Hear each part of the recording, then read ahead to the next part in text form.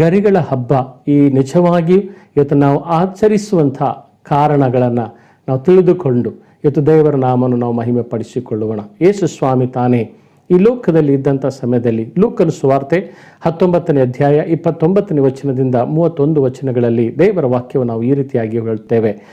ಆಮೇಲೆ ಆತನು ಎಣ್ಣೆ ಮರಗಳ ಎಣಿಸಿಕೊಳ್ಳುವ ಗುಡ್ಡದ ಬಳಿಯಲ್ಲಿರುವ ಬೆತ್ಫಗೂ ಬೆಥಾನ್ಯಕ್ಕೂ ಸಮೀಪಿಸಿದಾಗ ಶಿಷ್ಯರಲ್ಲಿ ಒಬ್ಬರನ್ನು ಕರೆದು, ನಿಮ್ಮೆದುರಿಗಿರುವ ಹಳ್ಳಿಗೆ ಹೋಗಿರಿ, ಅದರೊಳಗೆ ಸೇರುತ್ತಿರುವಾಗಲೇ ಅಲ್ಲಿ ಕಟ್ಟಿರುವ ಒಂದು ಕತ್ತೆ ಮರಿಯನ್ನು ಕಾಣುವಿರಿ. ಇದುವರೆಗೆ ಅದರ ಮೇಲೆ ಯಾರೂ ಹತ್ತಿಲ್ಲ. ಅದನ್ನು ಬಿಚ್ಚಿ ಹಿಡಿದುಕೊಂಡು ಬನ್ನಿರಿ. ಯಾವನಾದರೂ ನಿಮ್ಮನ್ನು ಯಾಕೆ ಬಿಚ್ಚುತ್ತೀರಿ ಎಂದು ಕೇಳಿದರೆ, ಇದು ಈ ಸ್ವಾಮಿಯವರಿಗೆ ಬೇಕಾಗಿದೆ ಎಂದು ಅನ್ನಿರಿ ಎಂದು ಹೇಳಿದನು. ದೇವರಿಗೆ ಸ್ತೋತ್ರವಾಗಲ್ಪಡಲಿ. ಇವತ್ತು ಯೇಸು ಸ್ವಾಮಿ ಬೆತ್ಫಗೂ ಮತ್ತು ಬೆಥಾನ್ಯಕ್ಕೂ ಸಮೀಪಿಸಿದಾಗ ಆತನು ಈ ಮಾತುಗಳನ್ನು ತನ್ನ ಶಿಷ್ಯರಿಗೆ ಹೇಳಿದನು.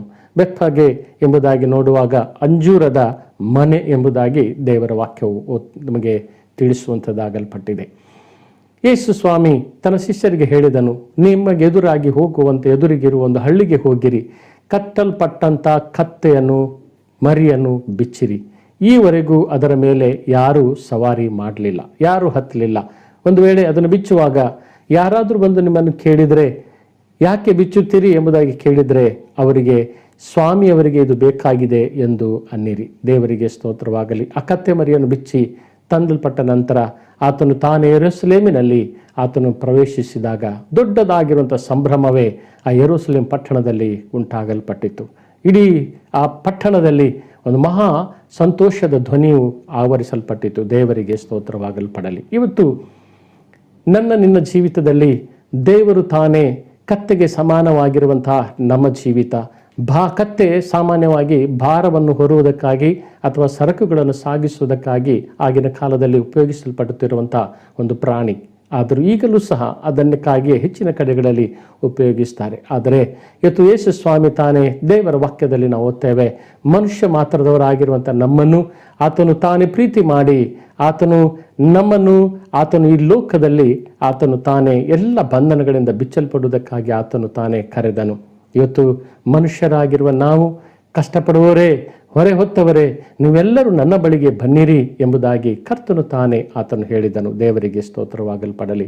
ಭಾರ ಹೊತ್ತು ಅನೇಕ ಬಂಧನಗಳಲ್ಲಿ ನಾವು ಬಿದ್ದಿರುವಂಥ ನಮ್ಮನ್ನು ಆತನು ತಾನೇ ತನ್ನ ಕೃಪೆಯಿಂದ, ತನ್ನ ನಾಮದಿಂದ, ತನ್ನ ಮಹಿಮೆಯಿಂದ ನಮ್ಮನ್ನು ಬಿಚ್ಚಿ ಆತನು ತಾನೇ ನಮ್ಮ ಮೇಲೆ ಸವಾರಿ ಮಾಡುವುದಕ್ಕಾಗಿ ಅಲ್ಲ, ನಮ್ಮೊಳಗಿದ್ದುಕೊಂಡು ತಂದೆ ಆಗಿದ್ದುಕೊಂಡು ಮಕ್ಕಳಾಗುತ್ತಾ ಆತನೊಂದಿಗೆ ನಾವು ಸಂತೋಷದ ಅನುಭವದ ಜೀವಿತ ನಡೆಸುವುದಕ್ಕಾಗಿ ಇವತ್ತು ಕರ್ತನು ನಮ್ಮನ್ನು ತಾನೇ ಕರೆದ ದೇವರು ಆತನಾಗಿದ್ದಾನೆ. ಹಲ್ಲೆಲೂಯಾ.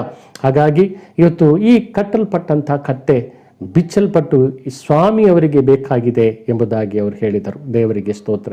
ಇವತ್ತು ನಾವು ಸಹ ಕಟ್ಟಲ್ಪಟ್ಟಿದ್ದೆವು, ಗುಲಾಮದಲ್ಲಿದ್ದೆವು, ಪಾಪದ ಬಂಧನದಲ್ಲಿದ್ದೆವು, ಶಾಪದ ಬಂಧನದಲ್ಲಿದ್ದೆವು. ಆದರೆ ಕರ್ತನು ತಾನೇ ರೋಗದ ಬಂಧನದಿಂದ, ಎಲ್ಲ ಬಂಧನಗಳಿಂದ ಬಿಡುಗಡೆ ಮಾಡಿ ಇವತ್ತು ಈ ಸ್ವಾಮಿಯವರಿಗೆ ಬೇಕಾಗಿರುವ ಮಕ್ಕಳು, ಆರಾಧಕರು ನಾವಾಗಿದ್ದೇವೆ. ಅದಕ್ಕಾಗಿ ಇವತ್ತು ನಾವು ಮನೆಗಳಲ್ಲಿ ಕುಟುಂಬವಾಗಿ ಸೇರಿ ಇವತ್ತು ದೇವರನ್ನು ಆರಾಧಿಸುವುದಕ್ಕಾಗಿ ಆ ಸ್ವಾಮಿಯೇ ನಮ್ಮ ಕರ್ತನು ಆತನಾಗಿದ್ದಾನೆ. ಇವತ್ತು ಆ ಪಟ್ಟಣದಲ್ಲಿ ಕತ್ತೆ ಮರಿಯನ್ನು ಬಿಚ್ಚಿ ಅದರ ಮೇಲೆ ಸವಾರಿ ಮಾಡುತ್ತಾ ಯೆರೂಸಲೇಮ್ ಪಟ್ಟಣಕ್ಕೆ ಆತನು ಬರುವುದಕ್ಕೆ ಅಲ್ಲಿ ಕತ್ತೆಮರಿಯಲ್ಲಿ ಪ್ರಯಾಣ ಮಾಡಿ ಬರುವುದಕ್ಕೆ ಒಂದು ದೊಡ್ಡ ಒಂದು ಅರ್ಥವಿದೆ. ಆ ಪಟ್ಟಣಕ್ಕೆ ಬರುತ್ತಿರುವಾಗಲೇ ತನ್ನ ಶಿಷ್ಯರು 3 ಸಂಗತಿಗಳನ್ನು ನಾವು ಕಾಣುತ್ತೇವೆ. ಅಲ್ಲಿ ದೇವರ ವಾಕ್ಯದಲ್ಲಿ ನಾವು ಓದಿದ ಹಾಗೆ ಅಲ್ಲಿ ಲೂಕ 19ನೇ ಅಧ್ಯಾಯದಲ್ಲಿ 35-36ನೇ ವಚನದಲ್ಲಿ ನಾವು ನೋಡ್ತೇವೆ. ಬಟ್ಟೆಗಳನ್ನು ಕತ್ತೆಮರಿಯ ಮೇಲೆ ಹಾಕಿದರು, ಯೇಸುವನ್ನು ಅದರ ಮೇಲೆ ಕೂತುಕೊಳಿಸಿದರು. ಆತನು ಹೋಗುತ್ತಿರುವಾಗ ಅವರು ತಮ್ಮ ಬಟ್ಟೆಗಳನ್ನು ದಾರಿಯಲ್ಲಿ ಹಾಕಿದರು.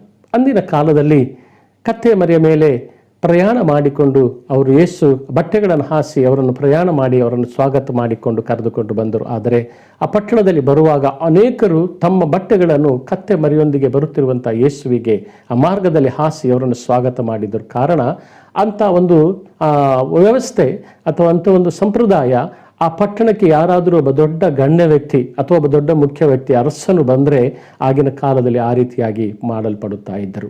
ಯೇಸು ಈ ಲೋಕದಲ್ಲಿ ಹುಟ್ಟುವಾಗ ಮತ್ತಾಯ ಸುವಾರ್ತೆಯಲ್ಲಿ ನಾವು ಓದ್ತೇವೆ, ಅರಸನಾಗಿ ಹುಟ್ಟುವವನು ಎಲ್ಲಿದ್ದಾನೆಂಬುದಾಗಿ ಹೆರೋದನನ್ನು ಕೇಳುವಾಗ ಅಲ್ಲಿ ಆತನು ಗಾಬರಿಗೊಂಡನು.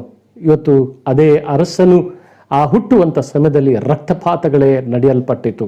ಆದರೆ ಅದೇ ಯೇಸುವನ್ನು ಅಲ್ಲಗಳೆದಂಥ ಜನಾಂಗಗಳ ಮಧ್ಯದಲ್ಲಿ ಅದೇ ಯೇಸು ಅರಸನು ನಾನೇ, ಒಬ್ಬ ಪ್ರಾಮುಖ್ಯ ವ್ಯಕ್ತಿ ನಾನೇ, ಒಬ್ಬ ಅರಸನು ನಾನೇ ಈ ಪಟ್ಟಣಕ್ಕೆ ಎಂಬುದಾಗಿ ಆತನು ಬಹಿರಂಗವಾಗಿ ತೋರಿಸದೇ ಇದ್ದಾಗ್ಯೂ ಆತನು ಸಾರ್ವತ್ರಿಕವಾಗಿ ಜನಾಂಗಗಳೇ ಆತನ ಅರಸನೆಂಬುದಾಗಿ ಒಪ್ಪಿಕೊಳ್ಳುವುದಕ್ಕಾಗಿ ಆತನು ಸ್ವಾಗತಿಸಿದ ರೀತಿಯೇ ಅದಾಗಲ್ಪಟ್ಟಿದೆ.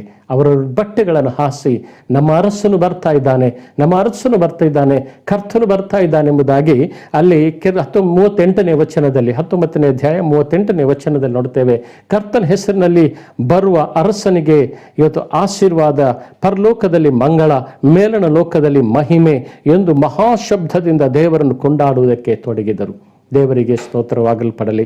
ಕರ್ತನ ಹೆಸರಿನಲ್ಲಿ ಒಳಗೆ ಬರುವಂಥ ಅರಸನಿಗೆ ಇವತ್ತು ಆಶೀರ್ವಾದ, ಪರಲೋಕದಲ್ಲಿ ಮಂಗಳ ಎಂಬುದಾಗಿ ಆ ಜನಾಂಗಗಳೆಲ್ಲ ಕೂಗಬೇಕಾದರೆ ಈ ಅರಸನು, ಈ ಲೋಕಕ್ಕೆ ಬರಬೇಕಾಗಿರುವ ಅರಸನು, ಈ ಯೆರೂಸಲೇಮಿಗೆ ಬೇಕಾಗಿರುವಂಥ ಅರಸನು ಆತನೇ ಎಂಬುದಾಗಿ ಜನಾಂಗವೇ ಅವತ್ತು ಬಹಿರಂಗವಾಗಿ ಬೊಬ್ಬೆ ಹಾಕುತ್ತಾ ಜಯಘೋಷ ಮಾಡುತ್ತಾ ಗರಿಗಳನ್ನು ಕೈಯಲ್ಲಿ ಹಿಡಿದುಕೊಂಡು ದೇವರನ್ನು ಆರಾಧಿಸಿದರು. ಅದೇ ಅರಸನು ಇವತ್ತು ನಿನ್ನ ಜೀವಿತದ ಹೃದಯದ ಒಡೆಯನು, ನಿಮ್ಮ ಹೃದಯಗಳ ಸಿಂಹಾಸನಗಳಲ್ಲಿ ಆಸನಾರೂಢನಾಗಿರುವಂಥ ಕರ್ತನನ್ನು ನಾವು ಗರಿಗಳ ನಿಮಿತ್ತವಾಗಿ ಅಲ್ಲ, ನಾವು ಕೈತಟ್ಟಿ ಜಯಘೋಷದೊಂದಿಗೆ ಉಲ್ಲಾಸದೊಂದಿಗೆ ಕೀರ್ತನೆಗಳಿಂದಲೂ ಸ್ತುತಿ ಪದಗಳಿಂದಲೂ ನಾವು ದೇವರನ್ನು ಆರಾಧಿಸುವುದಕ್ಕಾಗಿ ಕರ್ತನು ನನ್ನನ್ನು ನಿಮ್ಮನ್ನು ಆತನು ಆರಿಸಿಕೊಂಡಿದ್ದಾನೆ. ಹಲ್ಲೆಲೂಯಾ. ಇದರ ಸಂತೋಷ ಮತ್ತೆ ಬೇರೆ ಯಾವುದರಲ್ಲಿಯೂ ಇಲ್ಲ. ದೇವರಿಗೆ ಸ್ತೋತ್ರ.